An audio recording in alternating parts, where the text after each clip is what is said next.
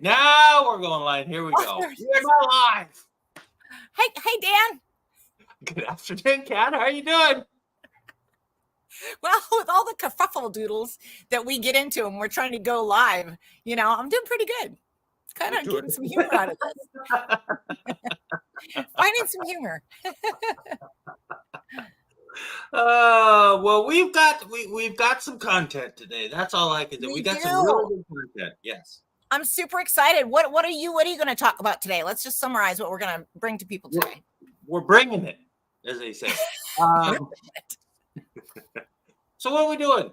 Well, we were talking last week about Airbnb stuff, right? Yes. And you were like, oh, I'd like to hear some Airbnb. Oh, okay. So I talked to one of our lender reps, and she says, I will be on with you next week. But in the meantime, I will send you some underwriting guidelines. Okay. Sounds good. What else you got for me today? Oh, as if that's not enough. Oh, goodness gracious. That's enough. That's good, actually. Oh, I asked for that. I love that. Yes, we do. We do have more. Just ask and you shall receive. You just mentioned a little, drop a little something out there last week. Boom. We're on it. We are on it. Boom. So let's see. What else do we have going on today? I will tell you what we got going on. Really cool stats. Every month, this company that does a lot of mortgage data and such are called Black Knight. Black Knight, yeah, that's the name of them. And today they came out with the July report, and they have some really interesting stats. So I've got those for you, and it's good stuff. Cool. It's so good that for your TikTok listeners and watchers, I have 282 views on my Black Knight stuff. We're killing it out there, Dan. We're killing it. We're absolutely rocking this ship. Yes. So I don't know what else we're going to do, because on top of all that, oh my gosh, there's more. We're going to be looking at King County, Snohomish County, Pierce County, Mason County. What's the fifth one that I'm leaving out? Skagit County. How could I leave out Skagit County? I'm sorry, Skagit County. Sorry about that. We looked at it last week. We're looking at it again, and I will tell you one thing that I'm really interested about. What's that? Really interested. I would like to see if the numbers are slipping just a little bit. So I've indicated on every single stat whether they're increasing or decreasing, because I'm dying. I love that.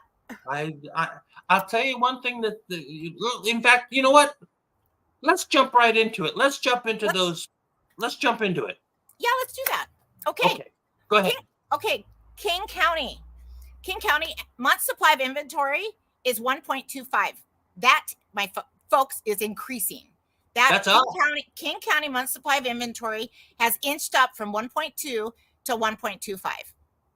So it is starting to increase. It's continuing to increase in very small increments. It's having very little effect so far on my overall data. So one of the sets of data that I like to pull are how many sellers are feeling really confident about getting their home sold within the first 7 days, and are they setting offer review dates? What the percentage is of sellers that are setting offer review dates, and that in King County is 45%. So sellers in King County are feeling very, very confident that they're going to get their home sold within that first 7 days and receive multiple offers, because that's why you would set an offer review date, right? Right. So how many actually did get under contract within the first 7 days? 43%. That's still a good number. It's a great number, And then how many sellers in King County got under contract within the first 14 days on the market? 56%. 56%. That's good. It's good. It's over half. My gosh. So when you've got 45% of sellers setting offer review dates, so that sort of makes sense. That all makes sense to me. So, and I told you last week that sales prices in King County had increased 19% since the first of the year. A good figure to keep in mind. That has slipped back a little bit. We were 22% a couple of months ago. So it's actually come back down a couple percentage points, but it's still up 19% for the year. So King County is still rocking and rolling. And so the other stat that I wanted to pull for you guys today, and this one is very interesting to me. I watch this one week over week. I don't often report on it, but at this time of the year when we're seeing listings slowing down, coming on the market, and also fewer buyers potentially. So this is what I saw in King County over the last 7 days. So this is up to the minute data. We had 373 new listings come on the market in King County. That is higher than the number of the previous 7 days. We only had 274 go under contract in the last 7 days, and that's just the total number of homes that went under contract, not based on when they were listed. Just they went under contract within the last 7 days. So that is about 99. That's exactly 99 fewer buyers that went under contract on homes than new listings that came on the market. So that suggests to me that we're going to start to see MSI start to increase even maybe quicker. So we'll see how that shakes out. It could be there's some sellers that are just really trying to get on the market, right before the end of August. And so we may see an influx of listings for a few weeks, and then it may taper back. And maybe we'll see, maybe interest rates will tick back. Huh.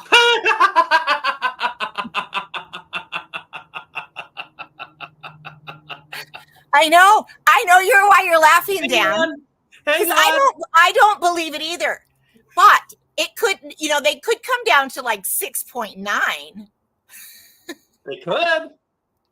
Could happen. They could. Anyway, so so those are things influencing supply and demand.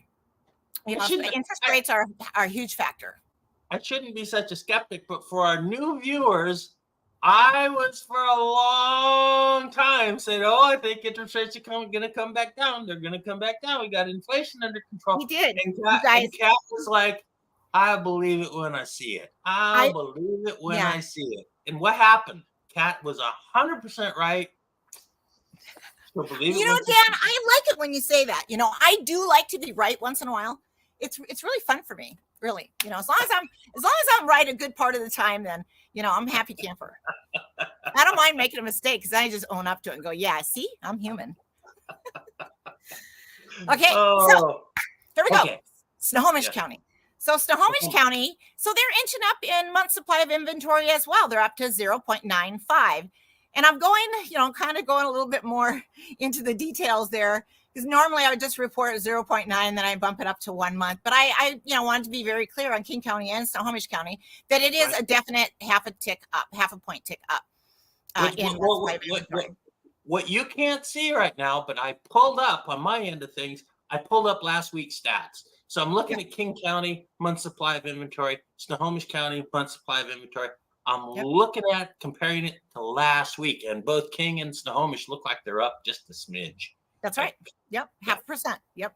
So it's just kind of I think it's just kind of what's going on right now in the marketplace. It usually happens towards the end of summer. Usually it happens earlier than this. It's usually like a July thing. So, but it's been increasing for a while. It's just very, very subtle changes to the market. So Snohomish County, the number of offer review dates set by sellers was 44%. So they're feeling extremely confident as well, just like King County. And how many sellers sold within the first 7 days on the market? 41%. So that's pretty good justification for setting offer review dates. I like it. But I got to step in there though. I'm looking. Last week it was at 47%. This week 41%. Yeah, so that number has come down. The number selling within the first 7 days, or the number of ords set, the number of offer review dates set, that has increased a bit to 44%. But the actual offers that were made on listings that were listed for a 1 week period of time actually went down to 41%. And what was that last week, Dan? Was that the offer review date in Snohomish County? No, the 7 days, within 7 days. Within 7 days was 47% last week. Yeah, so that went down 6%. So that's significant. That shows that, and this data is a week old. It was a week to 2 weeks ago. So that shows the market really softening. I think that's a direct result of the interest rates ticking up a tad. So also, so sellers that got under contract within 14 days or less in Snohomish County, 59%. So that's still a really strong number, but that data is 2 weeks old. So it's 2 weeks to a month. is when that data was pulled. So I think as we go forward, we're going to see that number start to come down a bit. So that's kind of, I think, what's happening there. And then sales prices in Snohomish County are up. The average sales price in Snohomish County is up 13%. So that was much higher earlier this year. We were actually up to 21%. I believe that was in May. I'd have to double check the numbers, but that is back down to 13% since January 1st. Okay. So the number of active listings on the market versus the number of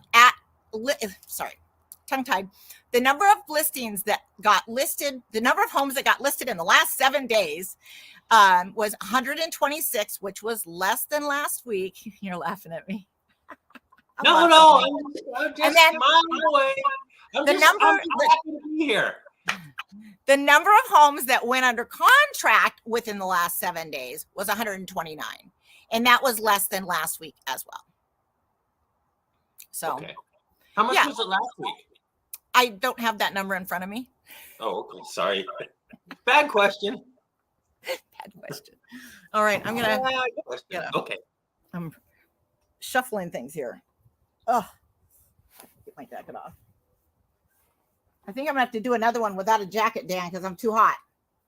You know what happens when I'm too hot? It's only 92 degrees outside. I'm shocked. I know. I've got sweat. It's so hot here. Oh, really good. I can't take the heat. Oh, what are we doing? We're doing the next one. Okay, I gotta pull this one off. So for you folks watching Kat's TikTok videos and her clapper videos, and what else do you go on YouTube? Threads, LinkedIn, Facebook, Instagram, you name it. Well, I think there's like 8 of them that I post on most days, almost every single day. I want you all to know the sacrifices that Kat makes for her videos. She's wearing a jacket in 92-degree weather out there. I know, it's true. I've got a couple jackets here. I do have a pair of shorts I'm going to change into. That will be delicious. And a tank top. I need a couple changes because I got to post 7 days this week and I need some content. And I can't look the same in every single video. People stop clicking on them. they think I'm just posting the same thing, and I'm not. No. You do anyway, go ahead. Okay, so Pierce County, guys, let's do Pierce County. So 1.2 months supply of inventory in Pierce County, and that has increased. That was 1.1% last week. So that they're inching up. Mm-hmm. And 25% of sellers set offer review dates. So I've been kind of chastising Pierce County a little bit, sellers. They should be setting offer review dates. More of them should be. It's a good practice. When you have 38% of sellers getting under contract within the first 7 days on the market, it's a good practice. Set offer review dates. Pierce County. 36% of sellers went under contract within the first 14 days on the market in Pierce County. Wait, hold on a moment. What was that number again on the offer review date? That was 25%, right? 25%, yeah. Last week's 28%. Okay. And then and so they're not taking my advice. I put out a video saying specifically for Pierce County saying, hey, Pierce County, buck up a little bit down there. Yeah. You know. Right. Then we got within the first 7 days. What's that number again? Within the first 7 days in Pierce County, 38% got under contract. So it's it's definitely a hot enough market to justify setting offer review dates. Not for everybody. Not everybody should do it. But if you've been inspected and you've been staged and you've had your windows cleaned and you're fully prepared for market, you've painted where you needed painting, you've neutralized what should be neutralized, you've depersonalized the house, then you should be setting an offer review date in Pierce County as long as you're listening to your agent regarding price. You also have to be well priced. So if you meet all those criteria, you should definitely be setting an offer review date. Clean the windows, clean the windowsills. Clean the windows, yep. Clean the carpets or replace the carpets, yep. Yep. Oh, yep. Okay. So wait a minute. I got something to throw in there. All right. 38% within the first 7 days. Last week was 30%. So the expectations went down as far as the offer review date, but the results. Yes. Up from 30% to 38%. And then what was the number on the first 14 days? Sorry to interrupt. No, 36% in the first 14 days. So that feels weird. But again, we're talking about a different time frame. So the 36% goes back 2 weeks. So that's a time frame 2 to 4 weeks back. So that is not as current a number. I like reporting on the 7-day because that's only 1 week old data. But so the market can shift, and it's a different set of data we're pulling for that. It's not, there's not even an overlap there. Gotcha. So because we just go back 1 week. A little bit of shift going on in the market. So you can see what's happening here is the market softened a little bit a couple of weeks ago, maybe down there in Pierce County, and then maybe it picked up a little bit the last week. Gotcha. A week ago. So anyway, there can be some, because the numbers don't quite make a lot of sense, but that's what's happening is we're just it's a set of data from a different time frame. So and then they're up 11%. Pierce County's up 11% on the year, and that would be July to back to January 2023. And 196 homes got listed on the market. That is a lesser number than last week. And only 172 homes went pending. So only 172 went under contract. So that is less that went under contract than actually came on the market this last 7 days. So that's my most current data for Pierce County. So that again, that's indicating that MSI, month supply of inventory, is increasing. That's a real number. Those are real numbers from just the last 7 days. So they're impactful. What's the MSI at again for Pierce County? 1.2 and going up. Oh, that is what going up. Last week it was 1.1. That's right. Yeah. Yep. Ooh, you know what? I'm not gonna sing it. Over here. So I was gonna sing my Bad Boys song for Lakewood, but I'm not going to. All right. Okay, go ahead. Hot. Okay. Let's talk Mason County. It's 90. I've been waiting all day to talk about Mason County. Put it in my calendar. Melting.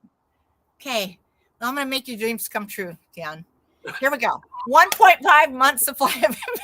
I'm going to get myself in trouble. I just know it. I didn't mean it to come out quite like that. Oh my gosh. Oh, you guys forgive me. Anyway, 1.5 months supply of inventory in Mason County. Only 6% of sellers in Mason County set an offer review date, and that actually was only one seller. So Mason County is smaller population. Shout out to one seller in Mason County. We have to give a shout out to them. I'm sorry. Go ahead. We love Mason County. Are you kidding me? Great views down there. It's really beautiful area. If you have never been to Mason County, what is it? Qualia or what's that park down there? It's so cool. Anyway, beautiful park on the beach down there.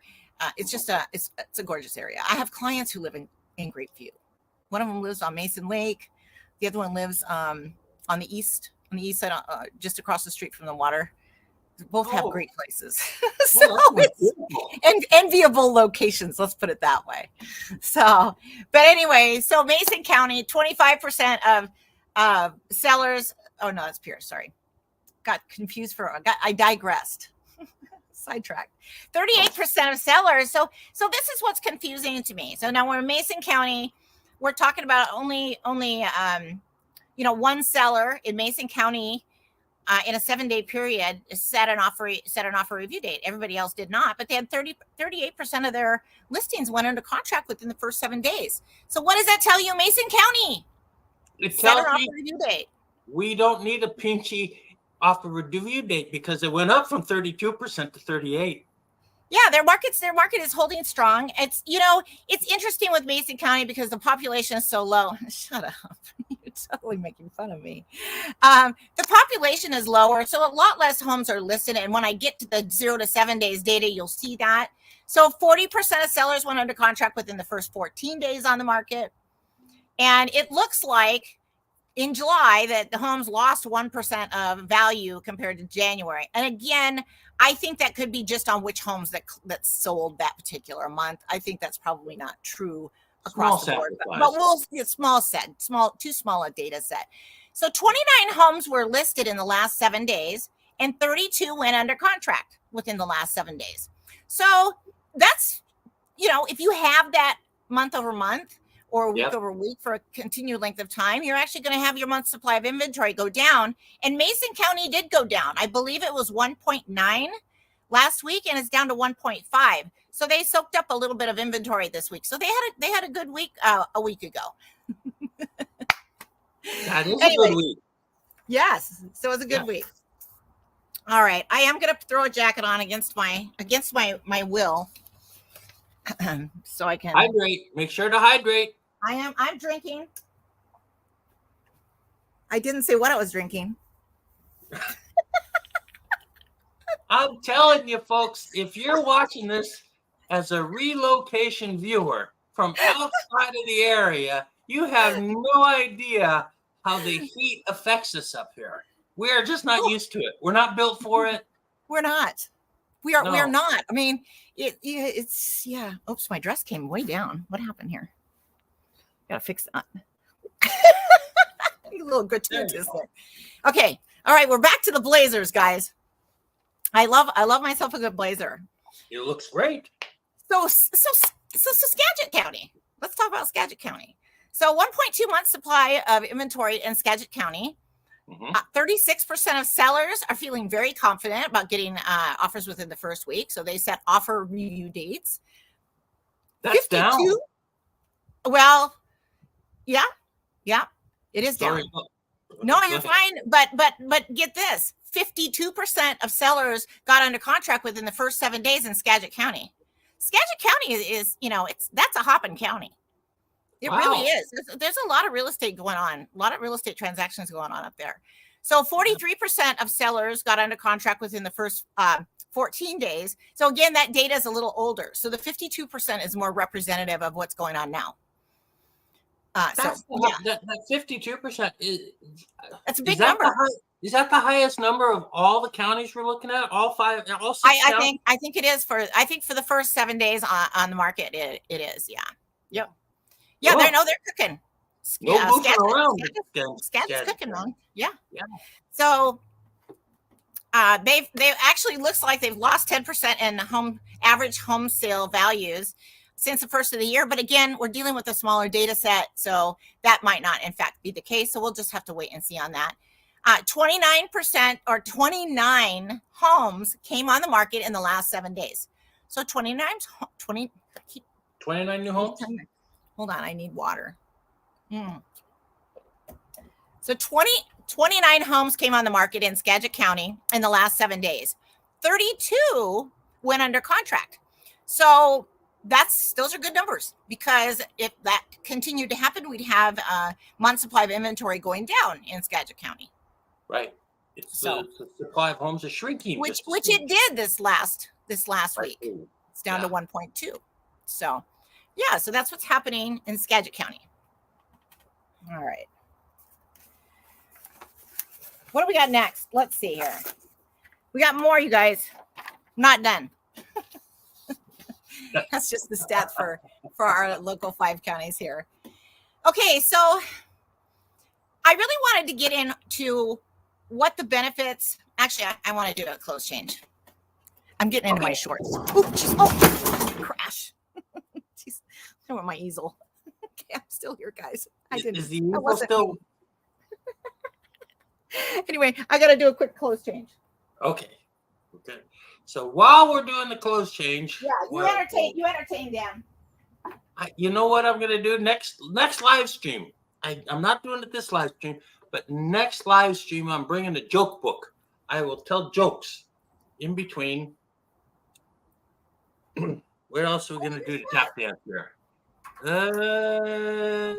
Let's see what we got. Well, news flash. Interest rates are up today. But this too shall pass. This too shall pass. We'll get rates back a little bit. Oh, I know what we should talk about real quick while Kat's gone. There was an interesting article that came out today from Calculated Risk, Bill McBride, over at Calculated Risk. And if you don't follow Bill over at Calculated Risk, it's $10 a month. he has he has really great material every single day.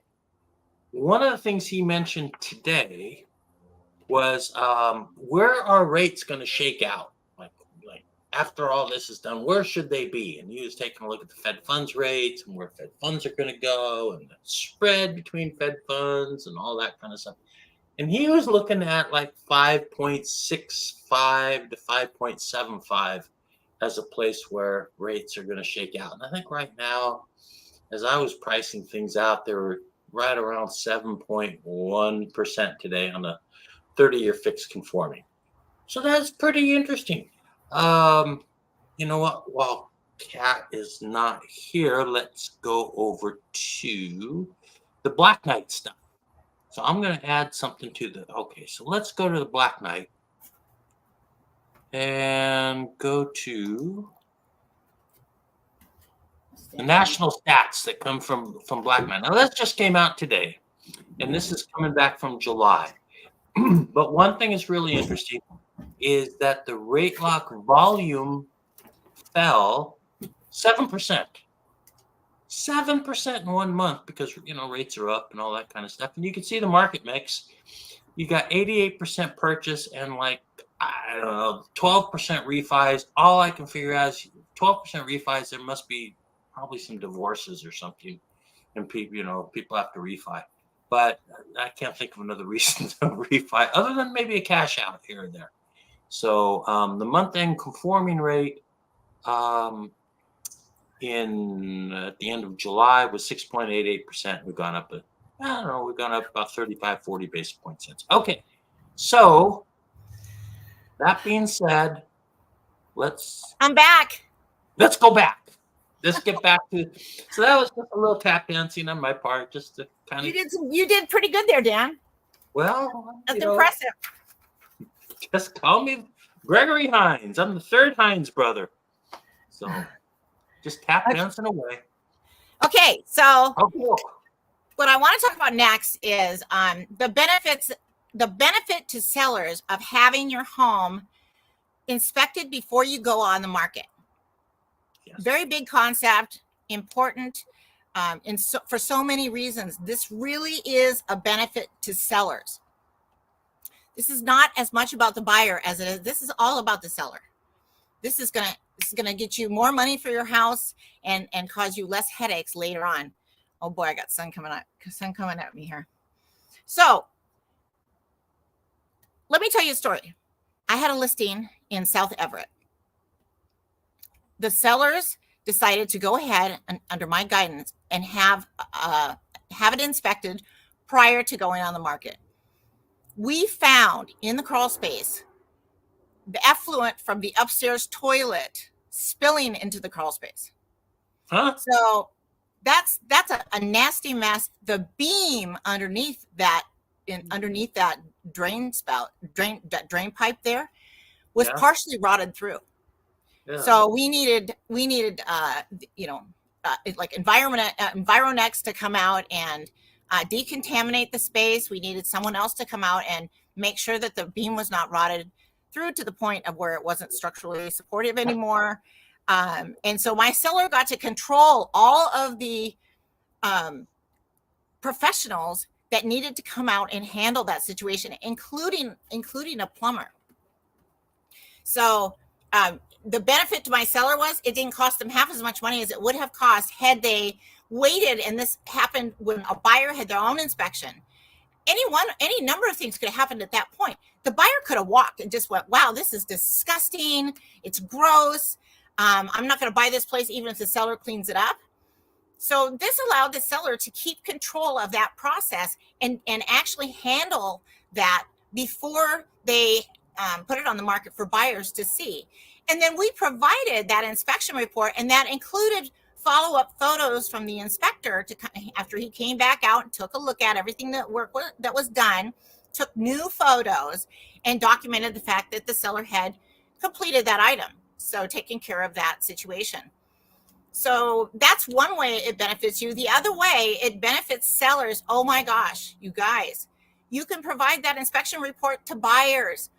buyers love to see the seller's inspection report. They really do.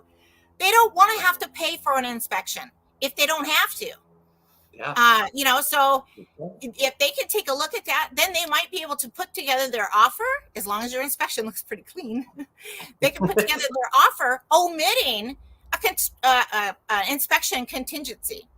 So this is hugely beneficial to you as a seller, because then you don't, the buyer is not able to get out on the inspection contingency, which in the state of Washington is like a get out of jail free card. They can change their mind during that inspection time frame for any reason. So sellers love offers without inspection contingencies, and sellers, that's how you can get offers without inspection contingencies. And you might get more than one because buyers aren't having to pay for an inspection. So it really is, it's so good for sellers. Well, if you're my client, I can explain it, and people will always get, sellers will always get an inspection done, because it makes a lot of sense. It makes sense for them. And then the buyer is going to get a house that, they don't know what's, they can be confident there's no big problems wrong with it, right? Because they've already seen an inspection. So the only thing about it from a buyer's perspective is, it's really super nice for buyers to be able to meet an inspector out at the home and get familiarized with the home. But for sellers, it's just such a great idea. I mean, you absolutely almost all circumstances. Now, estate sales might be one of the areas where you might not want to, but I still think it's beneficial. Yeah. So well, I think it's a good idea. It sounds to me like, why wouldn't you want to just stay in control of the process as you're selling your house? I think maybe some sellers think, oh, well, maybe the buyer won't ask for it to be fixed. That ain't gonna happen, guys. So, you got something going on in the crawl space of the attic, and buyers can't see it when they walk through. They're gonna ask you for that shit. They're gonna ask you to fix it. Or they're gonna actually, what they're gonna do? Because in Washington State, it's so negotiating inspections is really tough, because the buyer can't provide the seller with the inspection report. So I got to tell you guys, it's very interesting. What you wind up doing in most cases is the buyer just asks for a credit. So the seller sees the buyer asking for a $20,000, $30,000 credit. Seller's going to be like, what the heck could be wrong with my house? And the buyer is not going to provide that inspection unless the seller requests it. And the state of Washington doesn't really want the inspection reports provided to the seller unless the seller specifically asks for it. As a matter of fact, if you do provide the inspection report to the seller and they did not ask for it, the buyer is waiving their inspection contingency. No kidding. Wow. In Washington State. That's huge, because now you've lost your ability to even negotiate. So, buyers have to be very careful. Buyers and buyers agents have to be very careful out there now in Washington State, how we handle the inspection contingencies. And typically it's just done by a credit, monetary credit to the buyer, or reducing the purchase price. And you can, we can ask sellers to, contribute towards like interest rate buy downs for certain loans. And contributions towards closing costs, which the amount that the seller can contribute varies with the various loan types. Like FHA is, I think it's 6%, VA is another. If it's not owner occupied, it's 2%. I think conventional is 4%. I don't know. I'm throwing that out there. Dan, am I right? I think the conventional is around 3%, I think. Is it 3%? I think it's around 3%. I have to look at the guidelines. Yeah. Non-owner occupied is 2%. I do know that. Yes, that is for certain types of loans. Anyway, that seems to ring a bell from a recent transaction. Yes, I do remember. Yes, from a recent transaction. Yes. So okay. So another thing I wanted to go over. Man, I'm hot, you guys. Oh, heated air conditioning. Good God, it's hot out here. Freaking hot out here, man. Oof, it's like a sauna. It's more than a sauna. Okay. So people have been asking me, is this a good time to buy real estate right now? And the answer is yes. 100% yes. Pick your poison.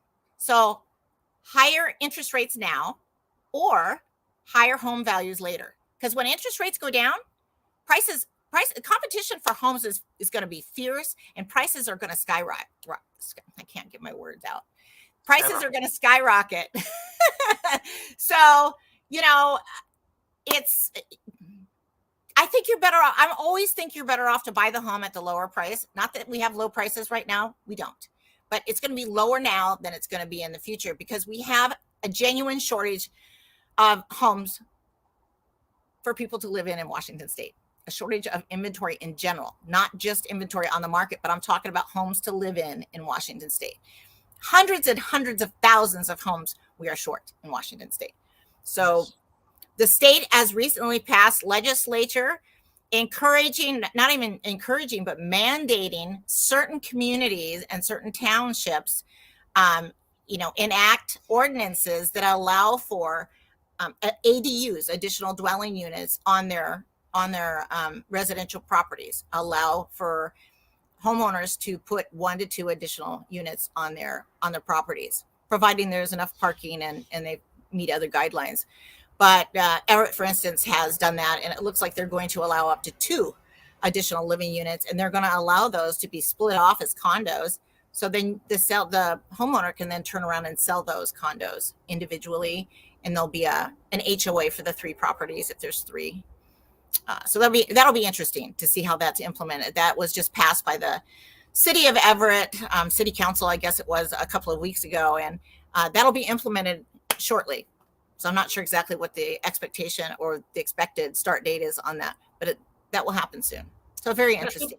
That's a big deal because heck, It you is. buy a house, and I'll just throw out some numbers, and I'm just totally making them up, totally fictitious numbers. But let's say you buy a house for $800,000. It's got a little extra space in the back. You could build maybe you could build 2 units on it, and not big units, just 2 units. You could sell those 2 units off. You sell them for, let's say, I don't know. What do you think, Kat? Nice 12. Well, Limitations I'll tell you. 1,000 square feet. You could probably sell it for about $350, right? $354. No. No. In Everett, you're going to get. I can't imagine that 1,000 square foot, detached home with let's say 1-car garage. Uh-huh. And at least 5 feet around the home for yard. I can't imagine that you couldn't get 450, 500. I would think probably closer to 500 because it's detached. It's going to feel like a home. And right. So, because it's a freestanding, not attached to anything else. And that's if there's room in the seller's backyard, right? Or in the primary homeowner's backyard. But yeah, I would think 500 at a low number for Everett area, and depending on the area in Everett, right? So there are different kinds of areas where you're going to have the lower end selling for a little more, and in other areas it'll sell for a little bit less. But they're going to be better than condos, right? Because there's not going to be any HOA dues, and so you may find a condo for $350, for instance, in South Everett, but the homeowner dues or the condo association dues could be as much as between $300 and $500 or more per month. And so at that point it may look like the little freestanding house over here for $450 maybe is a better value for you, and that way if you've got a pet, you can actually have access to your yard, or kids, you could fence in the yard and have a safe place for them. It's but it solves the issue with the lower end housing. And that's really what they're trying to do. That's what the state was trying to do. So Mike Appleby with Chicago Title, he's been a big proponent of trying to increase the amount of available housing in Snohomish County. So he's been a big proponent of these bills that got passed by the state legislature this last year. So he's doing a great job too. He's doing an amazing job. Yep. No, totally admire that guy. Hats off, man. Mike Appleby, Chicago Title. Way to go, man. I tell you what, when you put the numbers all together, that situation pencils. There's no question about it. It absolutely pencils. Yeah, I'm going to grab my jacket. Hold on. Okay. I don't want to grab it, Dan, but I am. How about, did you bring any sweaters? Yeah, I got turtlenecks. No. I'm trying to kill myself here. I swear I'm going to get into the shorts next, but I got a little short skirt on though, so that's not too bad. Oh, good. Okay. Yeah, so this is not so bad. Boy, I'll tell you what, that looks great. Thank you. Nice outfit. Thank you. Yes. Okay. Okay. So next. So I wanted to go into a little bit about Airbnbs. So a couple things that I wanted to address on my end. I'm going to move my stuff a little bit over here so I can get more in the shade. I'm really starting to stick out here in the sun. I don't know if I can do it. Having a hard time getting back in the shade. This is going to be tough. All right. I'm in the sun, so if I sit back a little bit. Okay, here we go. I found a little bit of shade for a minute. There you go. So Airbnbs, I want to talk a little bit about one. I want you to kind of talk about financing in a minute, but I also wanted to talk about, where do you buy an Airbnb? So where you would buy an Airbnb would be, for instance, a destination like Camino Island, Anacortes, maybe close to the, like Langley, right? Over on Whidbey Island. Somewhere close to where there's good beaches, or there's, Seattle, for instance. A lot of people like to go to the different attractions down in downtown Seattle. So, but the other, some of the other reasons you would buy an Airbnb would be somewhere around like a hospital that utilizes the traveling nurses. They'll lease for 3 months and a fully furnished place. And then they oftentimes move on or they'll stay on. So it just depends on what that particular medical facility needs from them.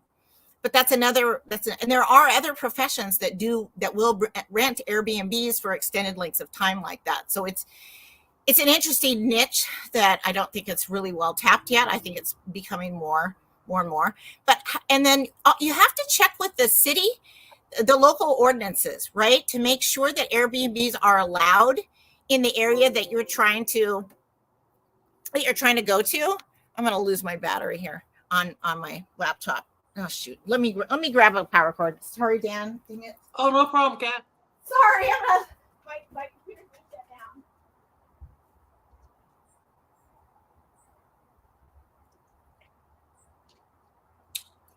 Well, let's bring up the Airbnb information. It's pretty limited this week. We'll flesh it out next week. Okay, here we go. Okay. We got power. Here we go. That thing shuts off like immediately. So I want to make sure I got it. Anyway. Oh my gosh, you guys. Melting over here. I don't even think I can get far enough back now. Okay, I was going to be in the shade there. So anyway, those are things I wanted to talk about. Also, what's interesting to me? Also, places that are venues for weddings, I thought would be a good location. So if you know a venue, like for instance, in Snohomish County, we have a number of venues that host weddings on a weekly basis or, fairly frequent basis. Having an Airbnb near one of those would be an interesting idea because you would have extended family flying in from around the country, potentially around the world, and staying at the Airbnb. So that's another thing that sort of occurred to me. Or a place that has conventions like Ocean Shores, for instance. I don't think of Ocean Shores as being a great place to have an Airbnb, but maybe it could be because they do have conventions down there. They've got clamming, they've got the kite festival. I mean, they've got so many festivals and events around the calendar, totally during the year that Ocean Shores could be a good place to have an Airbnb. Now, the thing you have to watch out for in Ocean Shores is sometimes I believe that community has some restrictions as far as areas you can own an Airbnb. So you do have to be very careful in any of these communities that you go to that might be destinations. You want to check with the city council or find out if there's any ordinances preventing Airbnbs. So that's very, very important to know because it could be that they allow them in certain areas and then not in other areas. They might need special zoning. You might need to pull a permit. You might need to apply. So things to watch out for if you're thinking about getting into the Airbnb business. I have a client I have several that are talking about purchasing Airbnbs, and I think it's a great way to potentially create cash flow because how much you can get. I mean, there's a house in Woodinville. They're Airbnb-ing it. It's getting $15,000 a year I saw that house today online. I didn't go see it in person. It was fabulous. There were 2 homes on that particular lot, but $15,000 a month. A month. It sold. Yeah. Wow. Yeah. So, I mean, that's a big number. Thing is with that, I think that's a big number. That's a big number, right? That's a huge number. 15,000 a month, 180,000 a year. Ooh, baby. I mean, you can afford a payment on that puppy. Well, you can even afford a payment with today's interest rates. My goodness. Probably, yeah. Probably, maybe. So I thought that was interesting too. You know. Well, let's throw up the guidelines. We'll take a quick look at it, and then we'll have let's talk about interest rates. Yeah, let's talk. Well, oops, wait a minute. Okay, so let's just take a quick look at some of the guidelines. Is just sort of a teaser. Yeah, for and next I week. can't read that. That's really, I mean, really? Oh, too small. He's got like a whole page of writing on the screen. And I gotta tell you, even with peepers on, it's teeny. Yes, it's teeny. Hit the full screen button, and you might be able to read it. I'll full screen. I don't see a full screen button on here. Oh, okay, that's a little hilarious. You have a full screen button. I don't have one. I do. Okay, so I'll go through this real quick because you can't read a darn thing because it's so small. It's just anyway. So I gotta get this shade of hot. So this comes from American Heritage Lending, I think is the name of the company. And what they're saying is you have eligible short-term property types, which are condos, non-warrantable condos, condotels, PUDs, single-family residences. The only thing they don't really accept is 2 to 4 unit properties. Okay, fair enough. Borrower must show a history of owning and managing a minimum of 1 vacation rental over the last 12 months, but there's an exception. They've got to provide 12 monthly statements or an annual statement provided online. In other words, basically the structure, I'll get out of this because it is too tiny. Sorry about that. We'll take this off. Basically, it is tiny. I mean, it is what it is. But anyway, to make a long story short, the structure of these Airbnb loans, it's very similar to what we talked about last week with the DSCR loans. They're going to want to take a look at what's the actual income that's been coming in for the last year. And if they can't document the income, they're going to be doing a 1007 appraisal, basically. So to take a look at what comparable Airbnbs in the area are going to get. So that's the basic structure of, and we'll get into the details next week. We don't need to go too deep in the weeds, but your down payment's going to be 25%. It goes lender to lender, but generally speaking, it's going to be about 25%. And that's really how they're going to. What about the rates for Airbnbs? Is that going to be significantly higher than it would be for other types of investment properties? Depends on the lender. It depends on the lending situation, quite honestly, because there are a lot of different lenders that lend on these Airbnbs.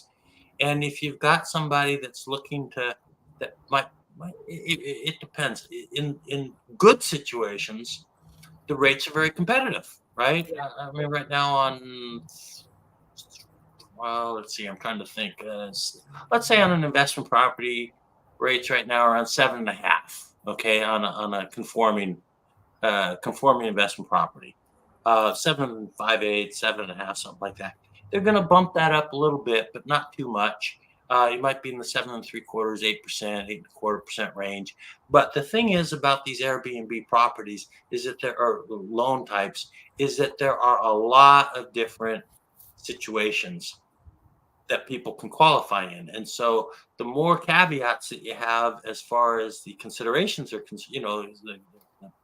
the little asterisks are concerned with the loan situation, the higher the rates are going to go. But it really is dependent on the specific scenario that we're looking at. So it's almost the reverse of, as a loan officer, you look at this and it's almost the reverse of let's say, doing a regular old single family home where you just go in, get the pricing engine, put that together. That's where you start, is with the pricing engine.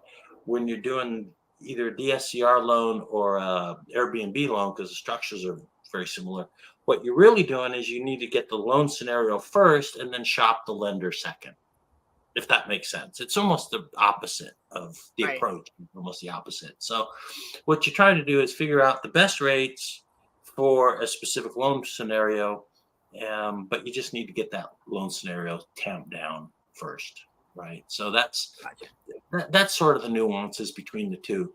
The rates aren't the rates are actually pretty good for what you're getting, and the rates are very reasonable. But again, it's lender to lender, and it's also borrower to borrower. So there's a lot of fudge factor in there where it could, Right. you really do have to shop the lenders. It is more, more labor intensive, if you will, because you want to talk to the lenders, run the scenarios past them, make sure that you're going to get it approved first, and then let it rip and figure out what the rates are. So, right. I hope that answers your question. But yeah, well, it sounds a lot like a DSCR loan. It right? is. We talked about last week, and so it's not necessarily based on your income, but it's based on the income producing potential of that particular Airbnb property. And sounds like it's less based on the fact that it doesn't even sound like it's based on income, right? Right. For the most part, it depends on the lender. But like, for example, the property you just described, $15,000 a month, $180,000 a year in revenue.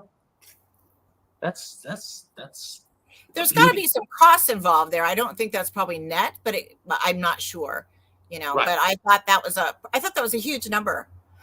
Well, the nice thing about the Airbnb stuff from a lending standpoint, I think, is that most of these numbers that the lenders are looking for, they're able to keep track of all the incomes, the booking and all that kind of stuff. And so you have it's easy to get, like the rent rolls and things like that. I call it rent rolls, but those things are fairly easy.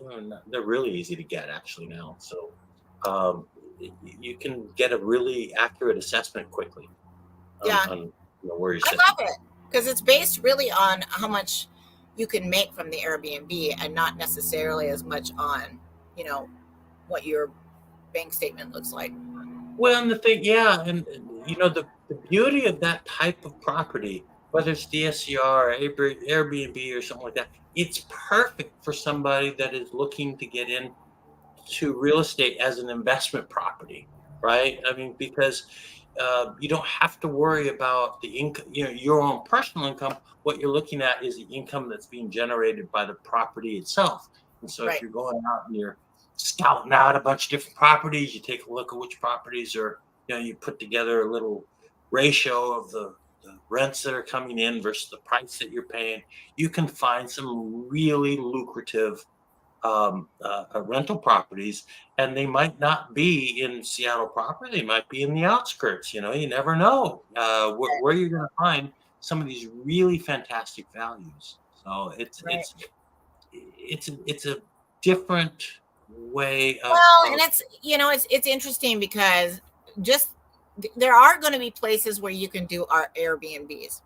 That one we're talking about out there in Camino. We just think that that's particularly intriguing. I sent that actually to one of my clients and said, hey, you guys might want to think about this one, because it looks to me like, once the tenants are out of there, you can fix one of them up, while you still have the other one occupied, and then start Airbnb in it potentially. I don't know what the rules are with Camino Island as far as Airbnbs, but it would be sure interesting to find out, because these two houses have sweeping westerly ocean views, so pretty amazing value, I think, at $7.25.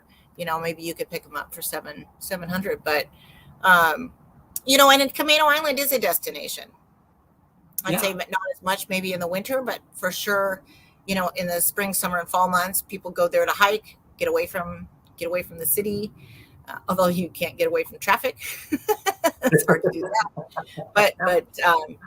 But But there's a lot of places to go hiking and a lot of beaches in Camino that make water sports pretty fun.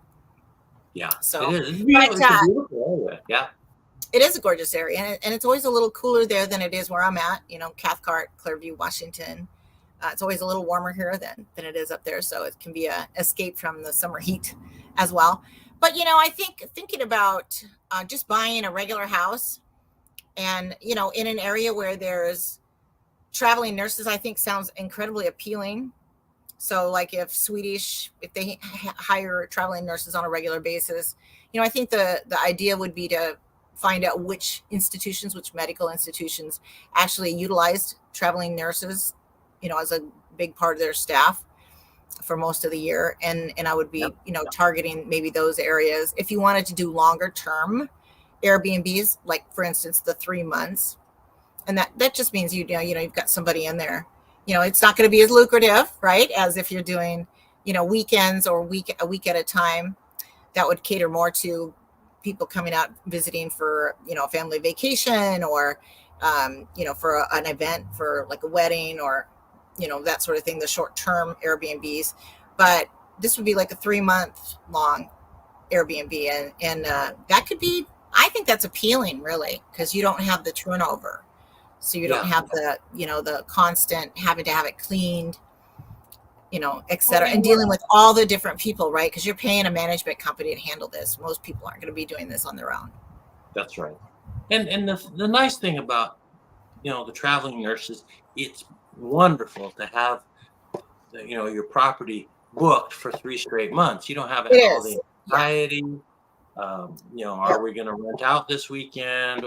All that kind of stuff that does come through people's minds. And I definitely think you've got a much more solid base of revenue when you're doing something like, what you're talking about with the traveling nurses and stuff like that. Yeah. I just thought, I heard of that a couple of years ago and I didn't really run with it. But, the more I think about it, the more I like the idea of it. Just because you've got it rented for 3 months, and what they're willing to pay is quite a bit more than a regular just a rental home. So you're, because it's fully furnished and you're providing internet, electricity and garbage service and all that, and you're making sure the lawn is taken care of, the landscaping's taken care of, because that's what you do when you've got an Airbnb.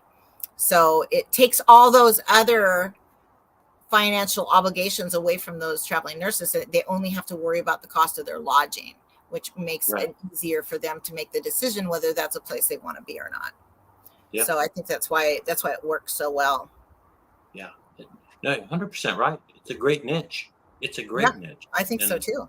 Yeah. So we'll jump into some of the details of this Airbnb next week. We'll get Jennifer on, and I told Jennifer, I said, listen, I've got Kat that's going to be asking you all the questions because she wants to know.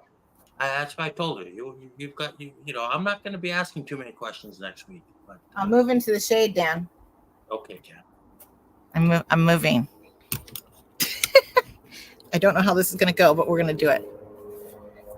Because I'm in the sun, and I'm like, I think I can't take it anymore.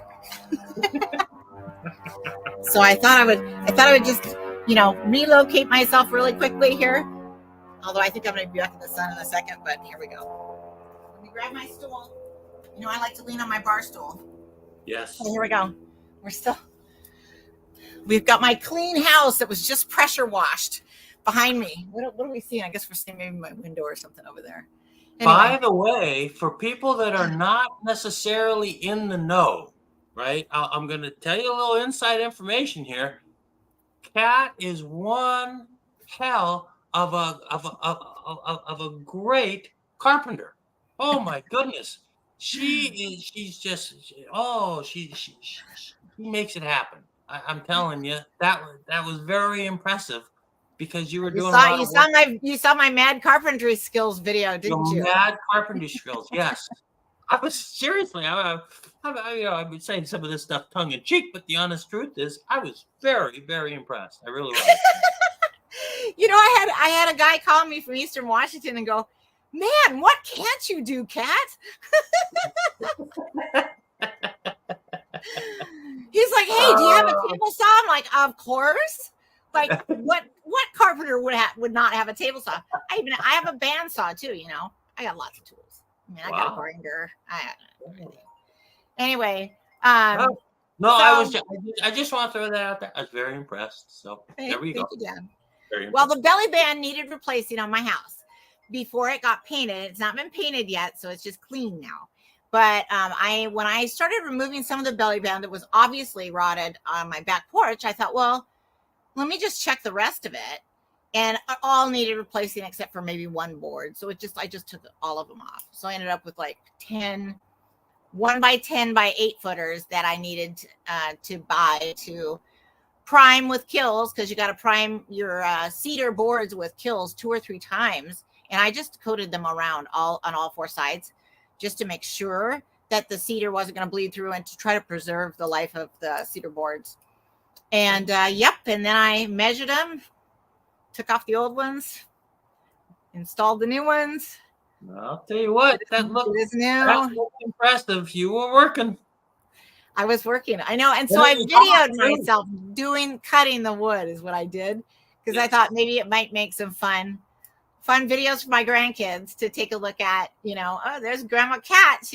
She's working up a storm. And I showed myself cutting like 2 boards. I think I did like a 10-minute video.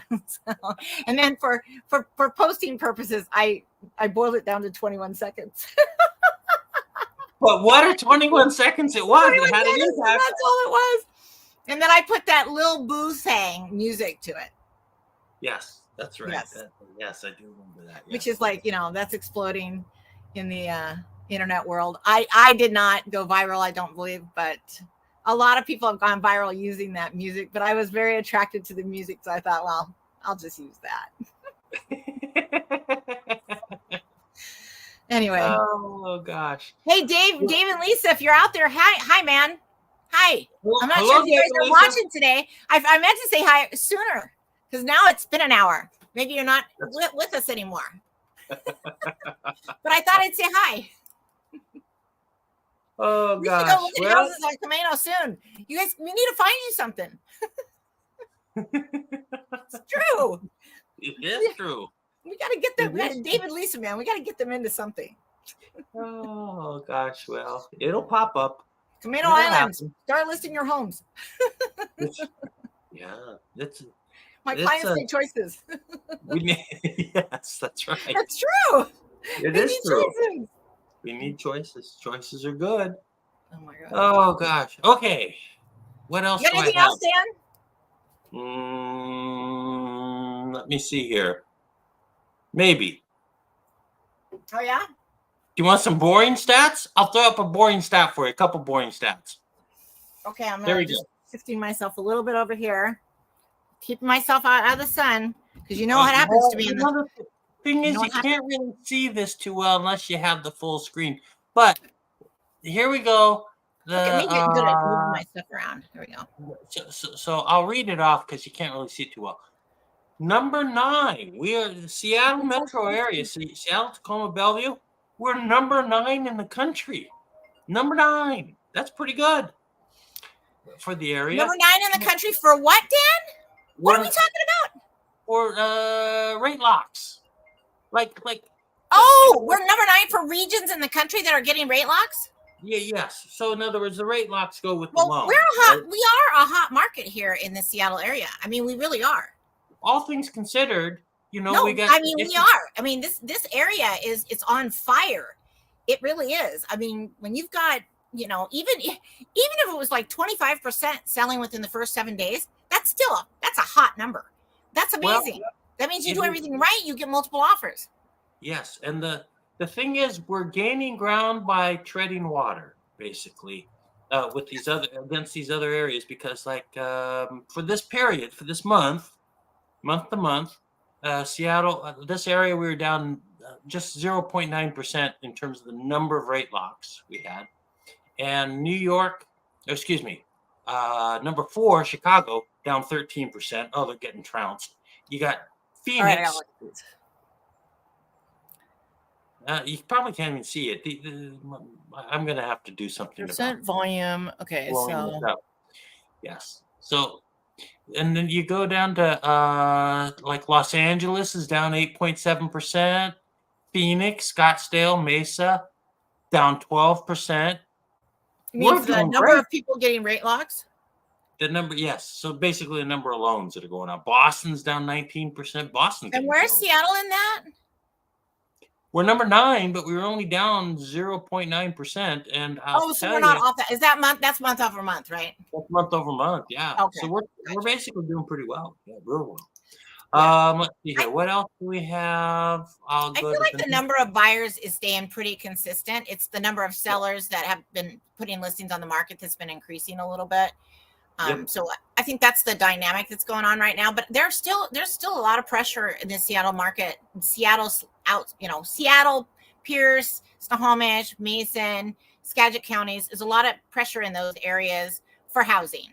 And so as long as that pressure continues, prices will be supported, and we'll see stabilization in the number of loans that get funded for sure. Yeah.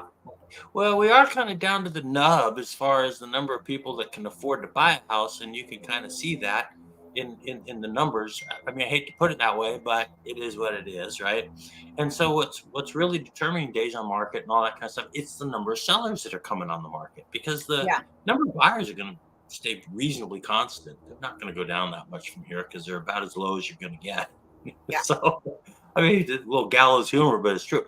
Okay, so the last bit is that I did find interesting is the product mix that we've got. So if you go back to 2020, you could see that over 70% were conforming loans, just regular old conforming products, right? If you go what to the left of the chart here, and basically at the height of COVID, August 2020, you had over 70% were conforming loans.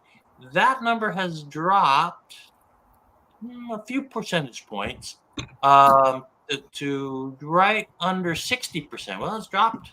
What's that? About 14% to about 58%. And what's really taken over is FHA, and FHA has they're up to 19% of the market. And one thing that you're noticing is the pricing on FHA.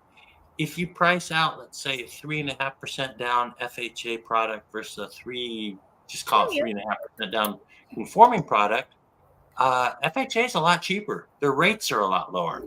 So if you do have a first-time home buyer right now, I would definitely look at an FHA product. And I know, in the past, realtors kind of crinkled their nose a little bit at FHA for whatever reason. I think that goes down to, the old FHA guidelines.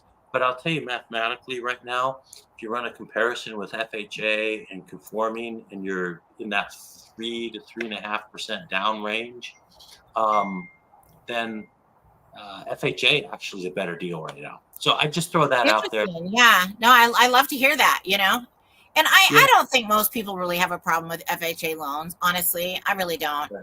I think there's a little bit of pushback on VA because there's, the lender can kind of mess with some of the fees and what categories they're in and kind of push them off on the seller. But overall, I think, oh gosh, I'm back in the sun again. But overall, I think most people are okay with FHA. Yeah, FHA. I mean, the rates are. There's really no argument about it right now. If you are doing a low down payment program, FHA is really the way to go. If you're looking strictly at monthly payment.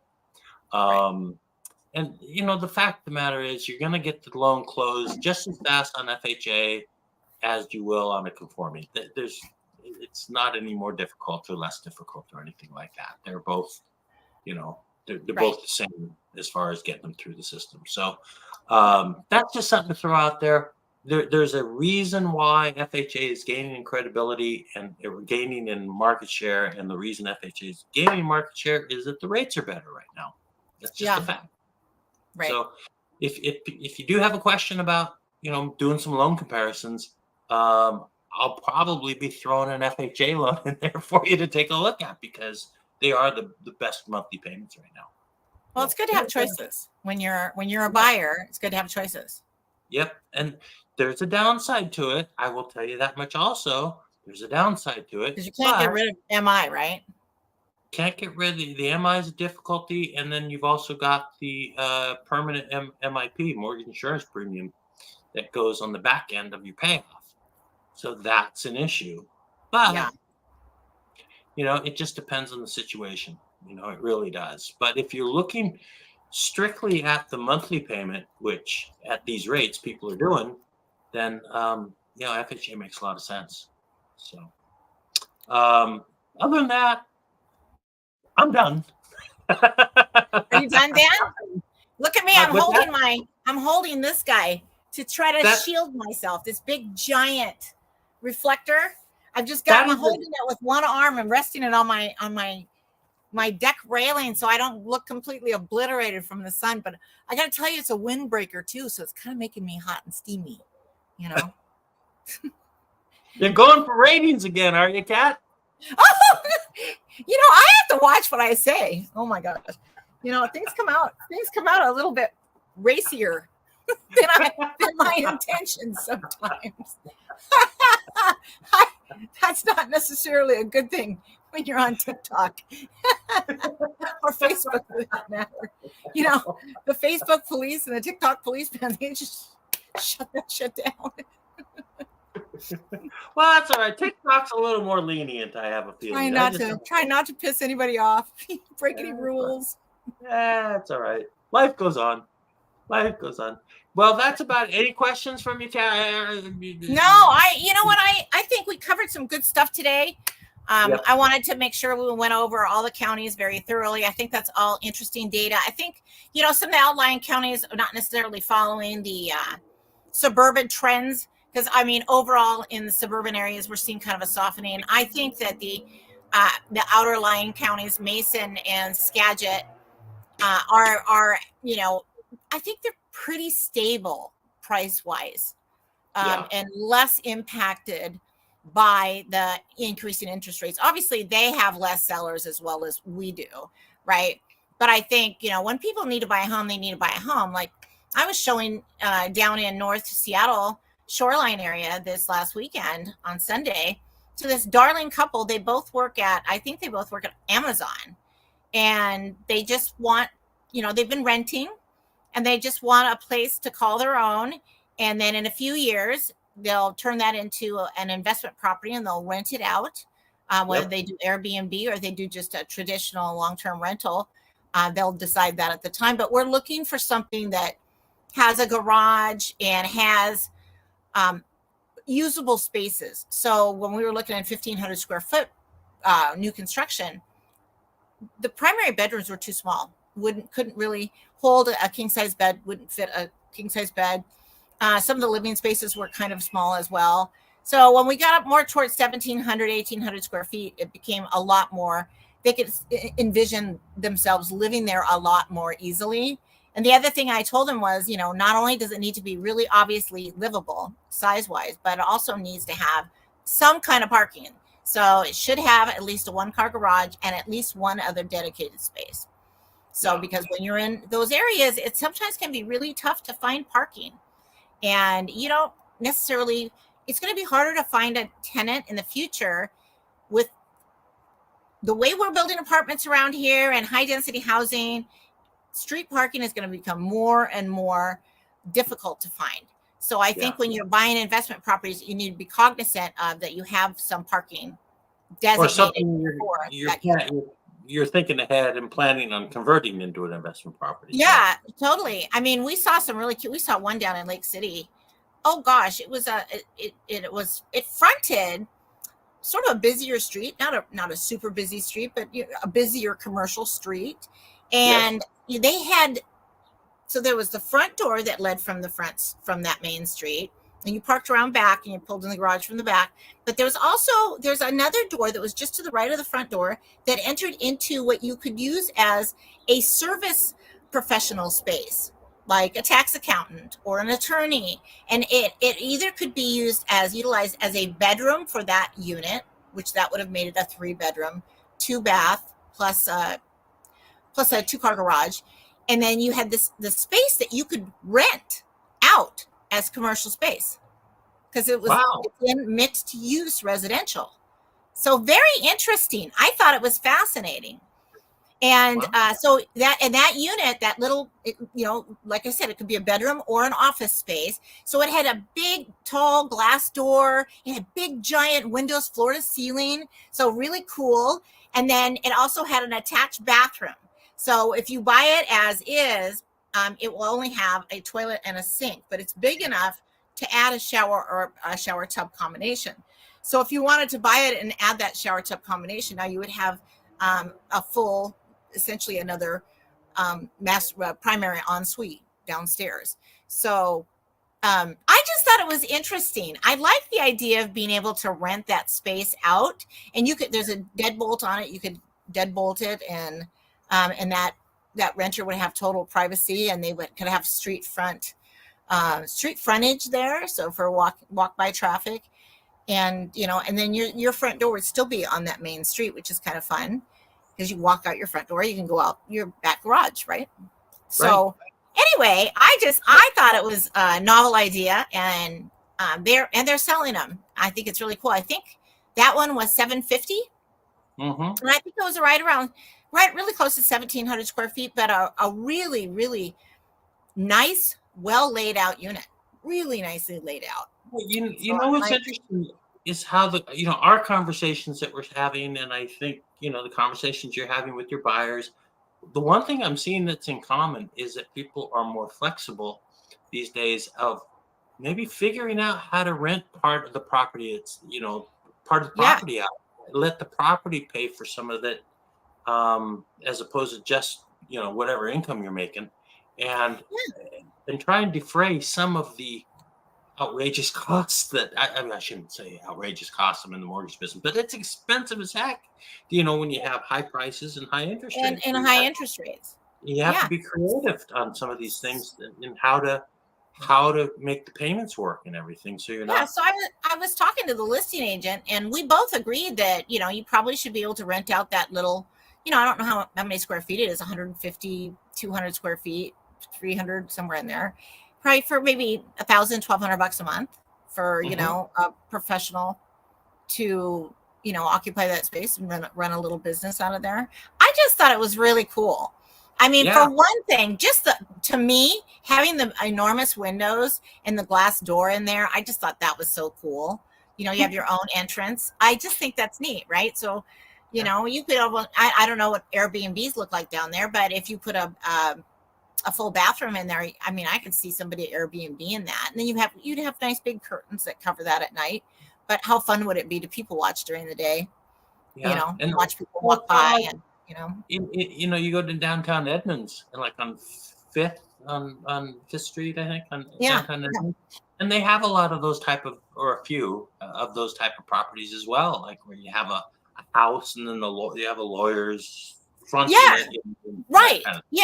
Yeah, because they're on a street where it's mixed use residential, and so you can actually get, I believe that's what it's called, but you can actually put in a little business in there that's a service type business.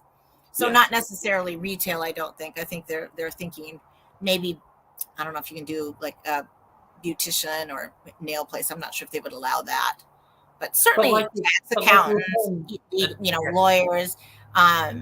And other types of businesses where you wouldn't require like extra plumbing and things like that, because that would require some additional permitting, and so it may or may not be allowed. But I thought it was fascinating. Yeah, it really is. That is a great idea, and for the price point, $750. I know interest rates are high, but it's either that or prices are going to go up, and it's new construction. So the thing is, interest rates are high, prices are high, and rents are high, right? I mean, it's an awful combination. Yeah, it is. And so you're renting, whatever you're renting for, it's an arm and a leg, and the question now becomes, it's a comparative thing.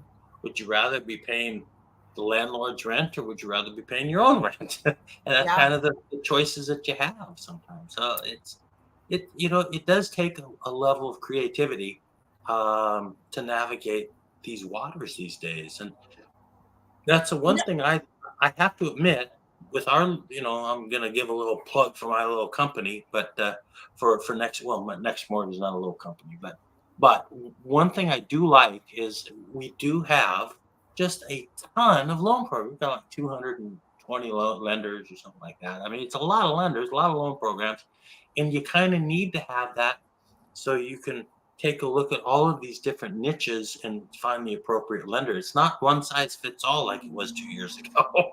Things have changed, Right. Things have changed. Yeah. So, So the other thing I wanted to mention, because this is really fun. So in the Seattle area, I've noticed that there's more builders building rooftop decks.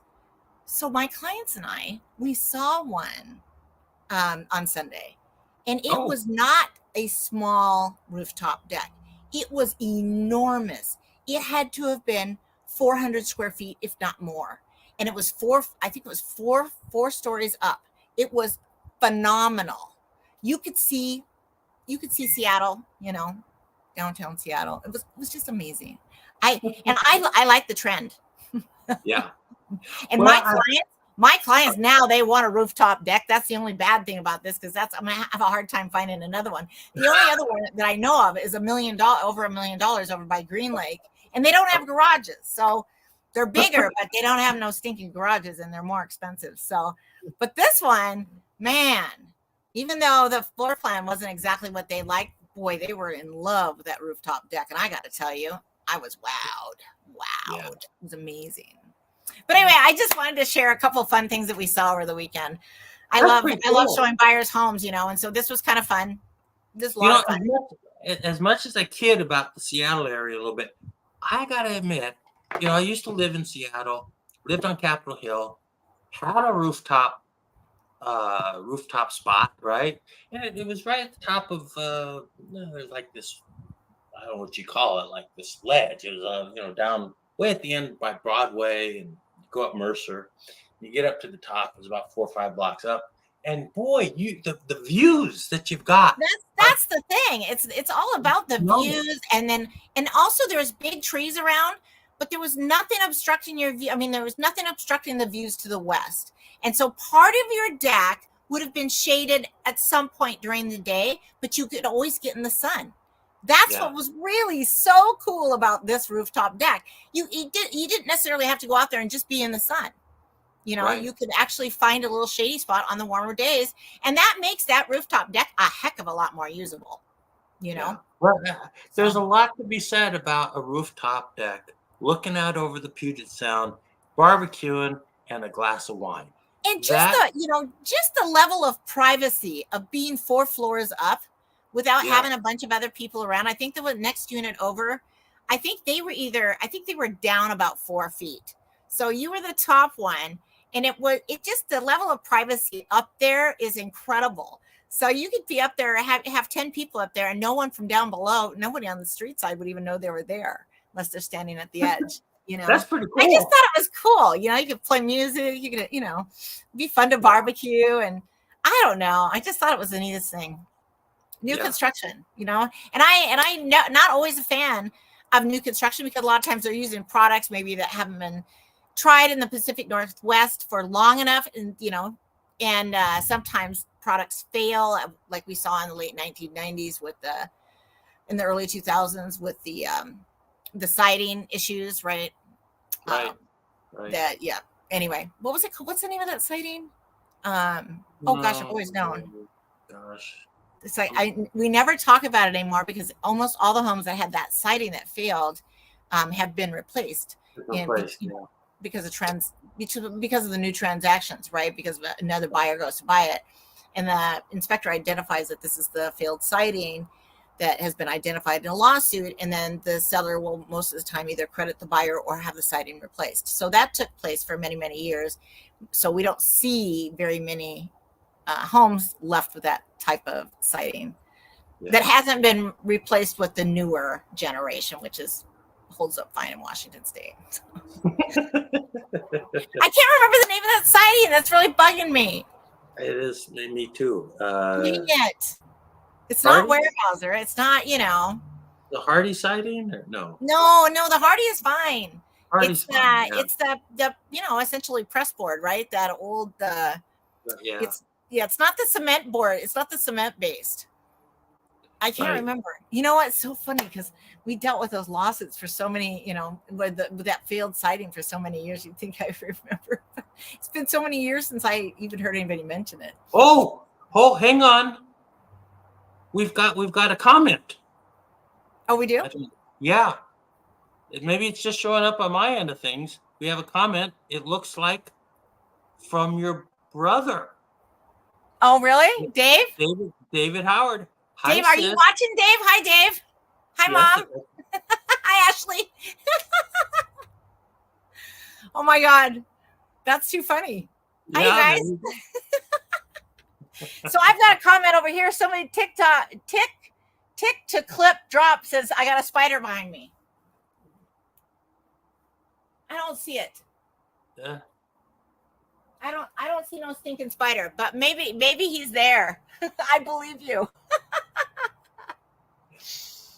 Hi guys, this is fun. We're live with Dan Mellis. He's a lender that I like to utilize with my clients. We get our clients into houses and get them as good a loan as we can get them, right? So do the best we can. That's right. Do the best we can. Well, you got anything else, Dan? I'm hungry. I got nothing. I'm hungry. All right. Are we done? I think we're done. Okay, I'm gonna head off. Bye, guys. Love you guys, TikTokers. Okay, signing off on that. Bye, all. And now. Okay, I'm hitting the end. Are we off? We are.